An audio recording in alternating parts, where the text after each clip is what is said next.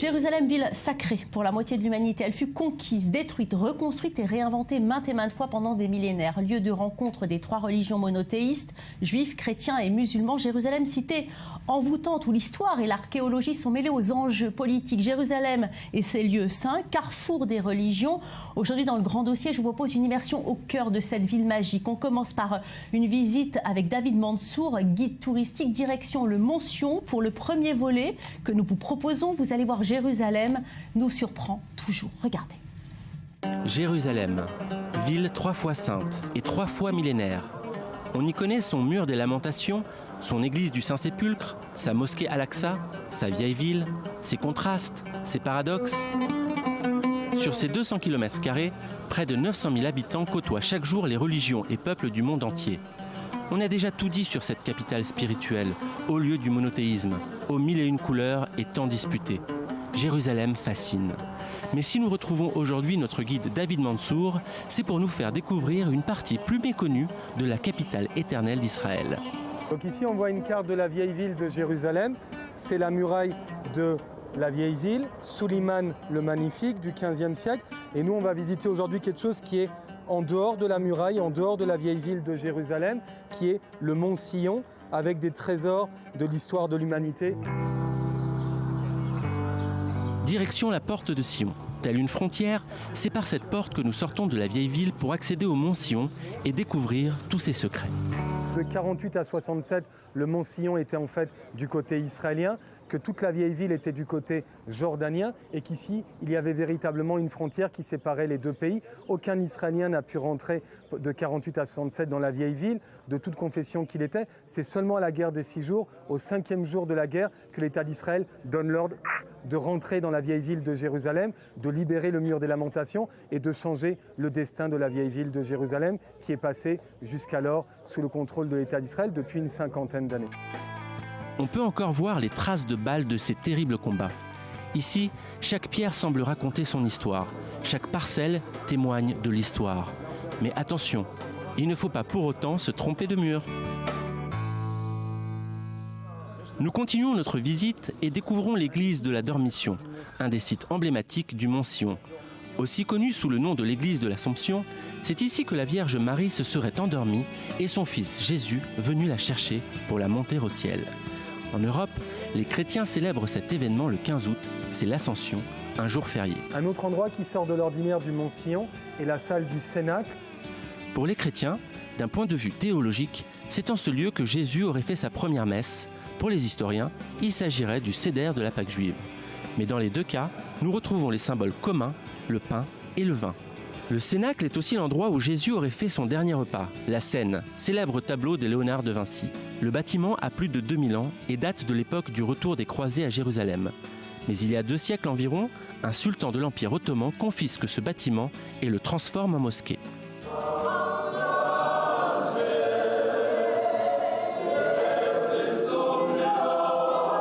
Nous marquons ici une pause pour la première étape de notre visite. Nous nous quitterons sur les chants de ce fervent groupe venu du continent africain. Des chants qui finiront en une transe pour le moins étonnante. Jérusalem, décidément, n'aura ni fini de nous surprendre, ni de nous faire vibrer. Et en plateau avec moi, David Shapira, historien. Bonjour, bienvenue. Gérald Filkenstein, bonjour. Vous êtes archéologue et vous, Eric Aldezo, c'est vous qui nous avez proposé ce grand dossier. Merci. On commence déjà à faire une visite vraiment très intéressante avec beaucoup d'émotions à chaque fois qu'on parle de Jérusalem. Alors, cette ville qui est sacrée pour les 3 religions monothéistes, mais pas seulement. Hein. Pas seulement, effectivement, et on a beau y aller et retourner, on est toujours un peu surpris et fasciné par la mixité à Jérusalem. On y rencontre des bouddhistes, on y rencontre des athées, on y rencontre un mélange, une mixité assez impressionnante, des gens du monde entier. On a vu ici sur la première partie du reportage ce groupe venu d'Afrique qui chantait, ces évangélistes qui chantaient avec ferveur Jésus et qui finissaient en tranche. Je peux vous assurer qu'on a vibré sur place et on a coupé, bien entendu, pour les besoins du reportage, mais c'était quand même très puissant. On a rencontré des Japonais, des Chinois, enfin, je pourrais vous citer toutes les nationalités. Sincèrement, Jérusalem est bien plus que cela. Et c'est vraiment le rendez-vous, je pense, du monde entier. Bon, alors David, racontez-nous comment Jérusalem est-elle devenue le centre spirituel du monde juif ? Bien, ça a commencé avec le roi David qui venait de la tribu de Judée et qui a été sollicité pour devenir le roi de tout l'empire, enfin le royaume d'Israël. Et puis il était à Hébron, roi de Hébron, et il s'est demandé géographiquement où il serait judicieux de mettre la capitale. Là, je suis obligé de vous sortir une carte. Oui. Voilà, une carte, vous voyez, ça c'est la carte d'Israël avec les 12 tribus séparées. Et venant de Judée, le roi David s'est dit, ce serait bien que je mette ma capitale, le Jérusalem, au centre du pays. Je puisse contrôler non seulement ma tribu, la tribu de Judée, mais le reste, les 10 autres tribus du royaume d'Israël. Et il a mis sa capitale, au point rouge que vous voyez là, au centre. C'est-à-dire c'est un centre qui est non seulement un centre horizontal et même vertical. De là, il contrôle à peu près tout le pays. En tous les cas, Gérald, cette ville a été convoitée par toutes les grandes civilisations, perses, babyloniens, grecs, romains, arabes et ottomans, chaque civilisation détruisant et reconstruisant dans son style. Détruisant, pas systématiquement, mais enfin reconstruisant énormément. Donc les choses sont très compliquées.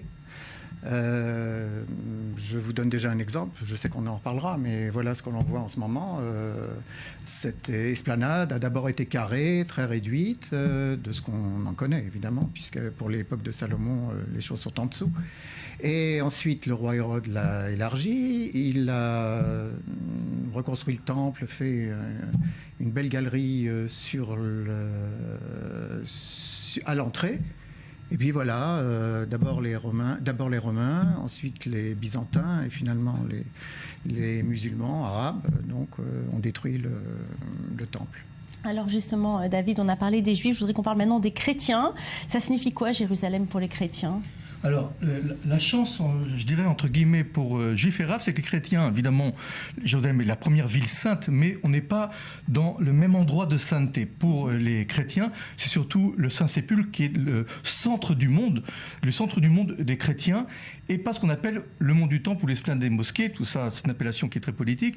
Donc, Juifs et musulmans se disputent, entre guillemets, le mont du Temple ou l'esplanade des mosquées, mais personne ne dispute le Saint-Sépulcre au monde chrétien. Mais pour le monde chrétien, le Saint-Sépulcre est le centre. C'est-à-dire on revient sur les traces de Jésus, qui est pour les chrétiens le Fils de Dieu, le Messie.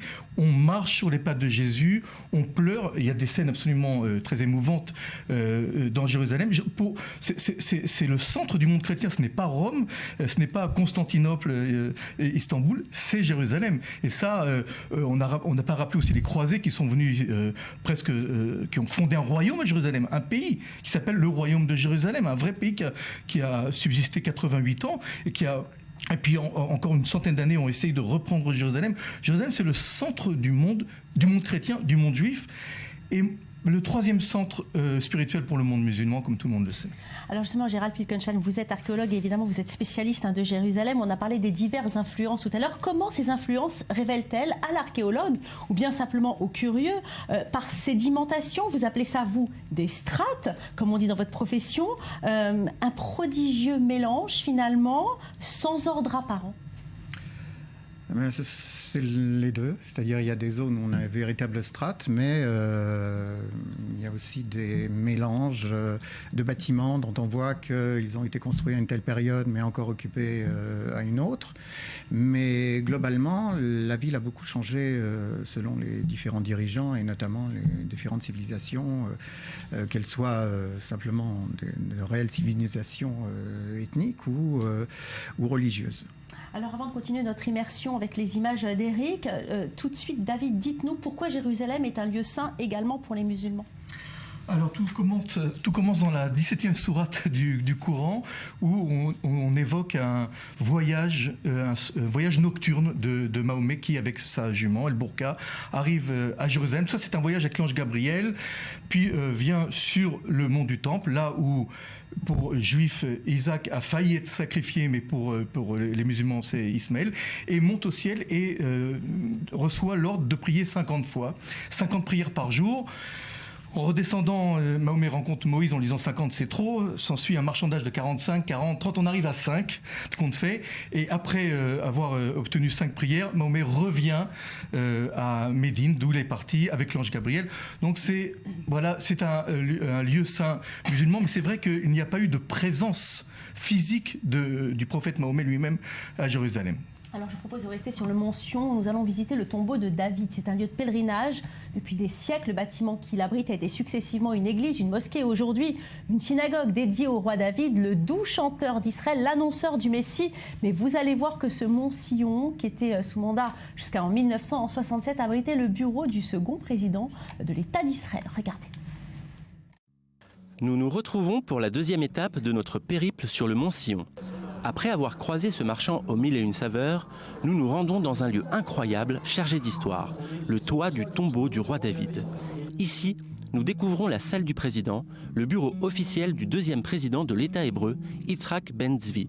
De 1948 à 1967, cette terrasse était l'endroit le plus proche de la vieille ville, alors sous contrôle jordanien.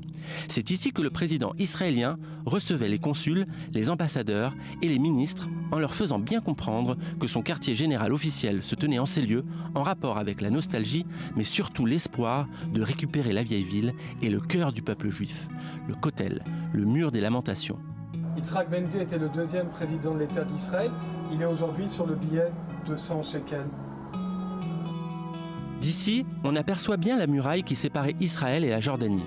Et au loin, la Kippat Hassela, le dôme du rocher, un des vestiges du second temple, sur lequel est construite la mosquée Al-Aqsa. Il nous faut juste descendre quelques marches pour nous retrouver à l'entrée du tombeau du roi David, un lieu chargé d'émotions sur lesquels viennent réciter des psaumes des pèlerins du monde entier. Ce haut lieu saint du judaïsme revêt une importance toute particulière, car dans la tradition, le Messie tant attendu par les Juifs depuis 2000 ans descend directement du roi David. Il suffira selon certains de comparer son ADN avec celui de l'homme qui repose dans ce tombeau pour savoir si le prétendant est véritablement l'élu. Pour finir notre deuxième étape, nous laisserons la parole à des badauds afin qu'ils nous livrent leurs impressions. La tombe du roi David, c'est un endroit assez spécial. Il y a des personnes qui sont très impliquées, on le sent. C'est un endroit particulier, il faut venir. Si tu regardes bien, il y a vraiment t'as tous les pays, tu as toutes les religions. Les gens, il n'y a aucun souci. Chacun vient chercher quelque chose de particulier ici par rapport à son histoire, sa religion, sa confession. J'ai pas de confession, je suis athée. J'aime beaucoup le Kotel, j'aime beaucoup tout ce qui est la vieille ville, l'architecture des monuments. Et vraiment, on voit que c'est une ville très chaleureuse. Jérusalem, ville que l'on aime, n'a pas tout à fait dévoilé tous ses secrets. Nous nous retrouvons très bientôt. Alors, David Shapira, est-ce que le roi David est vraiment enterré sur le mont Sion ? Écoutez, c'est une question très difficile que l'on pose d'ailleurs à chaque tombeau au sujet de l'authenticité. Est-ce que telle personnalité est enterrée dans tel endroit ? Alors, en ce qui concerne le tombeau du roi David, on sait que ce sont les croisés au XIIe siècle qui ont décidé que le roi David était enterré ici. Le bâtiment qu'on a vu dans les photos date lui-même du XIIe siècle. Alors, 20 siècles, 2000 ans après la mort de David, que les croisés décident que c'est ici que le roi David est enterré, on peut émettre beaucoup de doutes, d'autant plus que la ville du roi David, dont on connaît à peu près l'emplacement aujourd'hui, puisqu'il y a des fouilles très très importantes, on peut estimer que ce tombeau du roi David, on peut mettre vraiment quelques doutes au sujet, mais ce n'est pas le seul endroit où on ne devrait peut-être pas chercher l'authenticité, mais peut-être le symbole roi David. La ville de Jérusalem est appelée la ville du roi David, c'est la ville de David. Alors justement, on va essayer de mettre un petit peu d'ordre, si vous voulez bien, Gérald Filkenstein. Quelle est l'origine du tombeau de David ? Quand a-t-il été découvert ? Synagogue, mosquée, église ? Est-ce que c'est ça, finalement, le symbole des tentatives de réappropriation ? Il n'y a absolument pas de réappropriation, il y a seulement une ignorance des différentes générations qui sont succédées à Jérusalem. Et aujourd'hui, on pense que, puisqu'il s'agit en fait d'un bâtiment à 2 étages, et celui du bas étant vénéré comme étant le tombeau de David, on pense qu'il est de l'époque du Deuxième Temple à peu près, par sa construction, etc. Et au-dessus, vous avez, alors là, c'est une réappropriation, cette magnifique salle gothique, et où on a placé le cénacle, où aurait eu lieu donc la scène, le dernier repas de Jésus, où là, il présente sa vision de ce qu'il est et de ce qui se passera aussi, et la première fois où il évoque le pain comme étant son corps et le vin comme étant son sang. Et la raison pour laquelle tout ça se trouve sur le mont Sion, pour le tombeau de David, ça date à peu près de l'époque romaine. Pour l'époque croisée, c'est tout simplement que les croisés, quand ils sont arrivés, ont trouvé des chrétiens, mais des orthodoxes, donc grecs. Et il y a eu une guerre, vraiment une guerre, enfin pas avec de combat, mais une guerre ou disons des pourparlers. Et les orthodoxes sont restés où ils étaient et les catholiques ont trouvé des endroits qui leur convenaient, ce qui explique notamment que vous avez très souvent des lieux saints qui sont doubles. Par exemple, le tombeau de Jésus, il y a donc le Saint-Sépulcre, et puis il y a celui des protestants, inventé au XIXe siècle, qui est ailleurs dans la vieille ville. Alors je vous propose de continuer avec vous, Éric et David Mansour, notre parcours dans cette vieille ville de Jérusalem, aux abords du mur occidental, le centre Davidson, où des fouilles ont été conduites pendant 30 ans après la guerre des 6 jours. Le centre présente l'histoire du temple de Jérusalem. Regardez. Retour à Jérusalem pour la 3e et dernière étape de notre incroyable visite avec notre guide David Mansour. On est ici dans la vieille ville de Jérusalem. En contrebas, le mur des Lamentations. Au-dessus, l'esplanade du premier et second temple. Dans la continuité du Kotel HaMaaravi, on aperçoit un site archéologique, le centre Davidson. Fouillé après la guerre des 6 jours, après 1967, une trentaine d'années et de restauration vont mettre en lumière les plus beaux vestiges de l'époque du second temple. On voit ici une carte de l'époque du second temple. Aujourd'hui, on voit qu'il nous reste le début de l'arcade de l'escalier principal qui nous faisait accéder au temple. Sur cette peinture datant de 1880, on remarque bien que l'arcade était à même le sol. Les fouilles archéologiques vont déblayer 15 mètres de profondeur, ce qui explique pourquoi aujourd'hui l'arcade se situe à cette hauteur. Au-dessus de notre site, on aperçoit la mosquée Al-Aqsa, le 3e lieu saint de l'islam. Et ce mur est le flanc sud du mur des Lamentations. C'est sur le flanc ouest que viennent prier les Juifs du monde entier. Ici, la muraille construite par Suleiman le Magnifique délimite la vieille ville et la ville moderne de l'autre côté. À l'entrée du Mirkaz Davidson, de nombreuses pierres témoignent de la richesse de l'entrée du temple il y a plus de 2000 ans. On y voit les influences romaines, corinthiennes, ioniques. On aperçoit du granit, du marbre, de la pierre de taille. Cet escalier âgé de 2 millénaires menait au Beth Amikdash, le temple construit par le roi Salomon. Ce pavé était l'un de ceux qui ornaient l'allée principale qui menait au temple. Ce site archéologique est en fait un des sites qui a été le plus fouillé en Israël parce qu'il est près du mur des Lamentations, parce qu'il était l'entrée principale pour arriver au temple. On avait besoin de retrouver de l'histoire d'il y a 2000 ans, la rue piétonne qui menait à Jérusalem. On a découvert les bains rituels, les mikvaot, la rue piétonne, les magasins, l'entrée principale du temple, de nombreux puits pour récupérer toutes les gouttes de pluie qui étaient tombées pendant l'hiver. Ici, il y avait l'entrée principale pour accéder au temple. Il y avait une double porte où les gens pouvaient rentrer. Les escaliers étaient faits d'une façon spéciale. Il y avait une grande marche et une petite marche afin que chaque personne soit attentive et comprenne qu'elle va rentrer dans la maison de Dieu. Une des plus belles trouvailles qu'on a fait sur le site archéologique est cette écriture hébraïque qui était en fait là-haut où se tenait un des prêtres, un des Kohen, et il y a écrit en hébreu l'endroit où on sonnait du chauffard quand on n'avait pas la montre pour dire à toute la ville de Jérusalem le Shabbat est rentré, le Shabbat est sorti. On a retrouvé cette écriture hébraïque d'il y a 2000 ans.